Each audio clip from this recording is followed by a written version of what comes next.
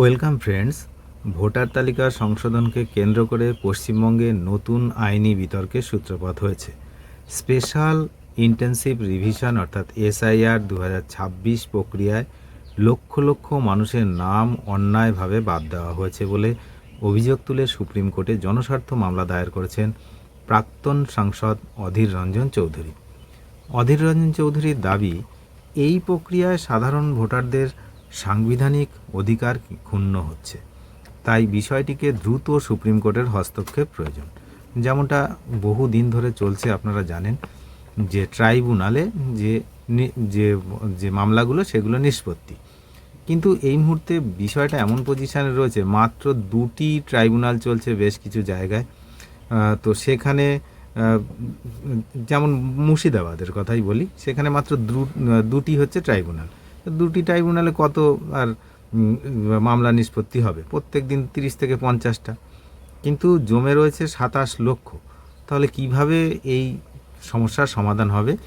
এটা নিয়েই কিন্তু মূলত অধীর রঞ্জন চৌধুরীর এই হস্তক্ষেপ।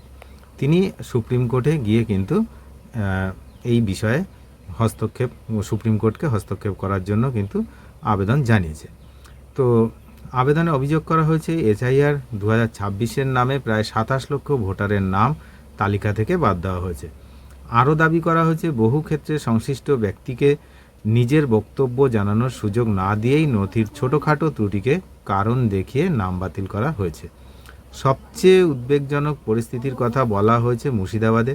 আবেদনে দাবি করা হয়েছে সেখানে প্রায় 5 লক্ষ মানুষের নাম ভোটার তালিকা থেকে বাদ পড়েছে। সুপ্রিম কোর্টে দাখিল করা আবেদনে আরও বলা হয়েছে, নাম বাদ যাওয়ার বিরুদ্ধে আপিলের সুযোগ থাকলেও সেই ব্যবস্থা কার্যত অকার্যকর হয়ে পড়েছে। কী অভিযোগ? না, অভিযোগ অনুযায়ী কলকাতা হাইকোর্টের প্রাক্তন প্রধান বিচারপতি টি.এস. শিবজ্ঞানম ট্রাইব্যুনাল থেকে কিন্তু পদত্যাগ করেছেন। এই পদত্যাগ করার পর শুনানির যে গতি, সেই গতি কিন্তু আরও নিম্নগামী হয়েছে। আগে যে পরিমাণ শুনানি হতো, এখন উনি পদত্যাগ করার পর সেই শুনানি আরও কমে গেছে। বর্তমানে মুর্শিদাবাদে মাত্র, যেমনটা আমি একটু আগেই বললাম, 2টি ট্রাইব্যুনাল প্রতিদিন প্রায় 30 থেকে 50টি মামলার শুনানি করছে। তো এই হারে সমস্ত আপিল নিষ্পত্তি যদি করতে হয়, তাহলে বুঝতেই পারছেন তো সময় কিন্তু লেগে যাবে 5 থেকে 7 বছর। তো এত দিন সময় কিন্তু লাগবে। এর ফলে ভোটার তালিকা থেকে বাদ পড়া বহু মানুষ বিভিন্ন সরকারি প্রকল্প যেগুলো রয়েছে, কিছু সামাজিক সুরক্ষা এবং অনুদানের যে সুবিধা, সেগুলো থেকে কিন্তু বঞ্চিত হতে পারেন বলেই দাবি করা হয়েছে। অলরেডি বলে দেওয়া হয়েছে যে রেশন, যারা এই ট্রাইব্যুনালে আবেদন করেছেন তাদের রেশন নিয়ে প্রবলেম হতে পারে। এই বিভিন্ন যে সমস্ত প্রকল্প রয়েছে, অন্নপূর্ণা যোজনা, তারপরে হচ্ছে আয়ুষ্মান ভারত, এই সব বিষয়গুলো থেকে তারা কিন্তু ক্ষতিগ্রস্ত হবেন। আবেদনে ক্ষতিগ্রস্ত ব্লকগুলিকে পৃথক আপিল ট্রাইব্যুনাল সেখানে গঠন করতে হবে প্রত্যেকটা ব্লকে। প্রয়োজন অনুযায়ী কর্মরত বা অবসরপ্রাপ্ত বিচারপতিদের নিয়োগ এবং মামলার দ্রুত নিষ্পত্তির ব্যবস্থা করার আবেদন কিন্তু জানানো হয়েছে। পাশাপাশি কজ লিস্ট ও রায়ের কপি যাতে জনসাধারণের সম্মুখে আসে, তার জন্য কিন্তু একটি স্বচ্ছ ডিজিটাল পোর্টাল সেটা চালু করার কথা কিন্তু উনি বলেছেন। এছাড়া আপিলে নিষ্পত্তি না হওয়া পর্যন্ত কোনো নাগরিকের যে সরকারি সুযোগ সুবিধা, যেমনটা আমি বললাম, রেশন, তারপর এই সমস্ত বিভিন্ন সামাজিক প্রকল্প, এগুলো বন্ধ যাতে না হয়, সেদিকেও কিন্তু আদালতের দৃষ্টি আকর্ষণ করা হয়েছে সেই বিষয়ে। এখন এই জনস্বার্থ মামলায় সুপ্রিম কোর্টের সিদ্ধান্তই কিন্তু নির্ধারণ করবে ভোটার তালিকা সংশোধন প্রক্রিয়াকে ঘিরে ওঠা বিতর্ক কোন পথে এগোবে। একই সঙ্গে নাম বাদ পড়ার অভিযোগে যে লক্ষ লক্ষ মানুষের ভবিষ্যৎ অনেকাংশেই কিন্তু আদালতের উপরে পরবর্তী যে নির্দেশ, তার উপরে নির্ভর করবে। এই লক্ষ লক্ষ মানুষ কিন্তু এই মুহূর্তে খুবই সমস্যার মধ্যে রয়েছেন। তো আমাদের বিষয় যেটা হয়েছে যে এই যে 27 লক্ষ নাম যাদের বাদ পড়েছে, তো তারা কিন্তু কিছু ভোট কয়েকবার দিয়েছে, কেউ অনেকবার দিয়েছে। অনেকের এরকম সমস্যা হয়েছে যারা হচ্ছে আমাদের দেশেরই নাগরিক, কিন্তু ওই রাজ্য পরিবর্তন করেছিল তার বাবা বা ঠাকুরদা, এরকম কিছু। তো তাদের কিছু নথিপত্রের সমস্যা এরকম হয়েছে।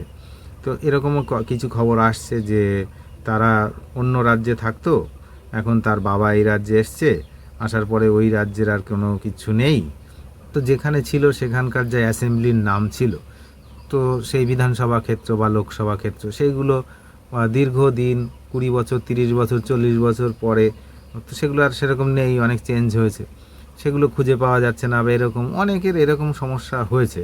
আবার অনেকের এরকম সমস্যা হয়েছে যে অন্য দেশ, বিশেষত বাংলাদেশ, তো সেখান থেকে যারা সদ্য আগত যে সমস্ত লোক, যারা মানে ইল্লিগালভাবে এসেছিলেন, কাঁটাতার তো ছিলই না, যেখানে ছিল সেখান থেকে পেরিয়ে এসছে, আর যেখানে ছিল না সেখানে তো পেরিয়ে আসা কোনো ব্যাপারই না। তো সেইগুলো যারা করেছেন, তেমনও কিছু লোক আছে যারা 2-1 বছর ভোট এখানে দিয়েছেন, এমনও লোক এর মধ্যে রয়েছে যাদের বাদ পড়া লোক, তাদের দুই দেশেই হচ্ছে, মানে বাংলাদেশেও রয়েছে, এ দেশেও তাদের ভোটার কার্ড আছে, তো এরকমও আছে। এবার ব্যাপার হচ্ছে যে অধীর রঞ্জন চৌধুরীর মূল যে আবেদন, সেই আবেদনটা তাদের জন্য যারা হচ্ছে মানে কোনোরূপ কোনো দুর্নীতি না করেই তারা তাদের নাম এখান থেকে বাদ গেছে, তাদের জন্য। আমার মনে হয় ওনার আবেদন এই ধরনের লোকদের জন্যও নয় যারা ইল্লিগালভাবে এই ভোটার কার্ড, আধার কার্ড বানিয়েছেন, তাদের পাশে উনিও আছেন বলে আমার মনে হয় না। কারণ উনি হচ্ছে আমাদের ভারতবর্ষের একজন সচেতন নাগরিক। তো যাই হোক, তো উনি এই যারা বাদ পড়েছেন প্রত্যেকেরই হয়ে নিশ্চয়ই মামলাটা করেছেন। তো দেখা যাক, সেদিকে আমরা নজর রাখছি কি হয়, যে এই ট্রাইব্যুনালের যে নিষ্পত্তি, মেন যে ওনার আবেদনে, সেটা হচ্ছে দ্রুত যাতে শেষ হয়। এরকম হতে থাকলে তো 5-7 বছর সময় লেগে যাবে। তো ওনার মেন যে উদ্দেশ্য, যাতে এটা তাড়াতাড়ি শেষ হয়, শেষ হয়ে যারা থাকবে ভোটার লিস্টে তারা থাকবে, আর যারা থাকবে না তারা থাকবে না। এই হলো, এটা যেন মানে খুব কুইক করা যায়। আমরা সেদিকে নজর রাখছি, আপনারাও নজর রাখুন। চ্যানেলে যারা নতুন তারা নিয়মিত আপডেট পেতে সাবস্ক্রাইব করতে ভুলবেন না। ধন্যবাদ।